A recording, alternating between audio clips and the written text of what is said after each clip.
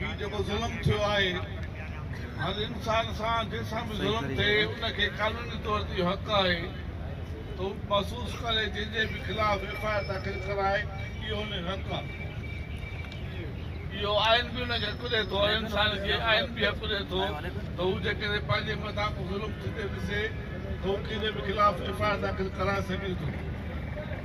FIR Zulfikar Ali Bhutto जे ख़िलाफ़ थी असांजे दोस्त रहीमेश खोसे ॿुधायो शहीद मुर्तज़ा जे ख़िलाफ़ परपुट FIR थियूं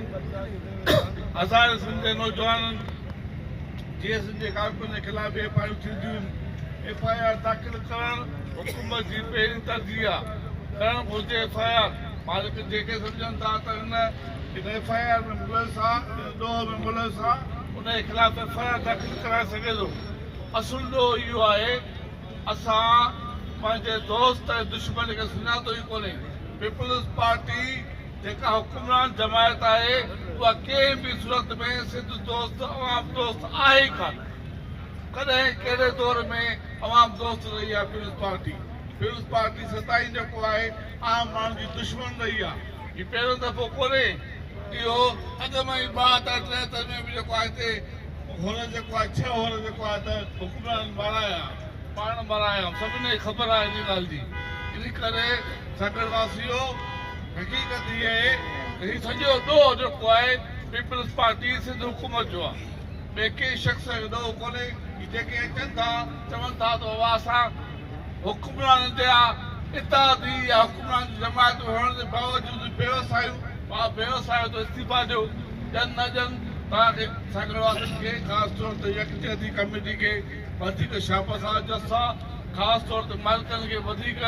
दाद थो ॾिजे उन्हनि खे साराइजे थो अचे पाण सां थींदड़ ज़ुल्म ख़िलाफ़ सॼी सिंध खे मुतवजह कयो आहे ऐं सॼी सिंध में इहो उत्साह पैदा कयो आहे त जंहिंसां बि ज़ुल्म थिए उहो घर वेही न रहे चुप करे न रहे जीअं जेको आहे केनाल ठाहिनि था सिंध सां ज़ुल्म आहे ऐं कॉम्पस जमायतूं ॿियूं जेके जमायतूं आहिनि सिंध दोस्त जमायतूं उहे सभु जो सभु उन्हनि केनालनि जे ख़िलाफ़ रोडनि रस्तनि ते आहिनि इन करे असां वधीक तकलीफ़ हिते करणु कोन आया आहियूं असां यकजहती तौरु GSM कोई मां शहीद बशीर ख़ान तरफ़ां हिते आया आहियूं त वञी अज़ीज़नि सां उन अज़ीज़नि सां जंहिंजा लाशा पिया आहिनि उन्हनि सां वञी उनखे दाद ॾिजे तव्हांखे शाबस आहे तव्हां हिमत कई आहे ऐं हिमथाए ॾियनि त तव्हां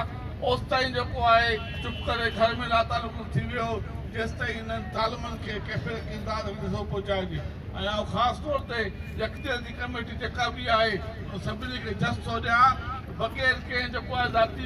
कोशिशि जे बग़ैर कंहिं ज़ाती लॻा पंहिंजे उन हूंदे बि सम्झनि था त ज़ुल्म थियो आहे ऐं ज़ुल्म जे ख़िलाफ़ वेही रहिया आहिनि मालिकनि खे बि हिमथाइनि था पिया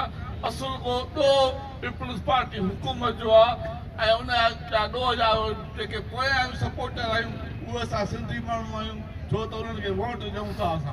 असां पंहिंजा हथ पाण था कटियूं पीपल्स पार्टी खे वोट ॾियणु पंहिंजे मथां अज़ाब इलाही नाज़ुल करण जे बराबरि आहे इनजे करे सिंध जे माण्हुनि खे सोचणु सम्झणु घुरिजे पीपल्स पार्टी खे वोट ॾियणु माना पंहिंजे मथां डेथ वारंट जेको आहे कढण जे बराबरि आहे इन करे सिंधवासियो जेकॾहिं तव्हां सम्झो था हिननि ज़ुल्मनि खां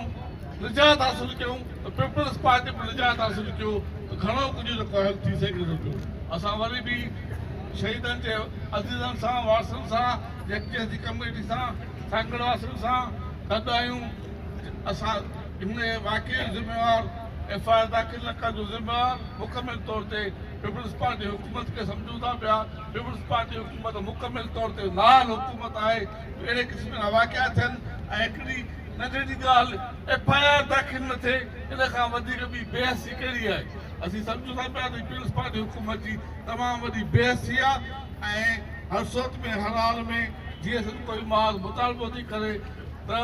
वारसनि जे चवण मुताबिक़ हू जेकॾहिं वारस सम्झनि था त डॉक्टर नियाज़ कलाणी जेको आहे हिन वाक़े पुलिस आहे हुननि चाहिनि था नालो उहो बि ॾेई सघनि था हुनजो हक़ु आहे मुकमिल तौर ते उन करे केरु फलाणे उहिदे ते आहे सरकारी उहिदे ते आहे उन नालो नथा ॾेई सघूं हर सूरत में नालो ज़ुल्फ़िकार अली भुट्टो साहिबु वज़ीर आज़म हुयो उन जो नालो ॾिनऊं उन जे करे हुनखे जेको आहे हुकमान भली कूड़ ॾेई सही उहो आर्डर ॾेई करे हुनखे जेको आहे फांसी ते चाढ़ियो असांजे वज़ीर आज़म खे फांसी ते चाढ़े सघनि था हीअ त मामूली माण्हू आहिनि उन्हनि ते एफ आई आर दाख़िल न करणु असीं सम्झूं था इहा पीपल्स पार्टी जी जेका मुकमिल तौर ते उनजी कोताही आहे, उनजी बेहसी आहे। उहा पीपल्स पार्टी हिननि शहीदनि जे क़तलनि जी बि ज़रे घटि कहिड़े क़िस्म सां ज़िम्मेवार हुई आहे। तॾहिं असां सॼे वाक़े जो ज़िम्मेवार पीपल्स पार्टी सम्झूं था।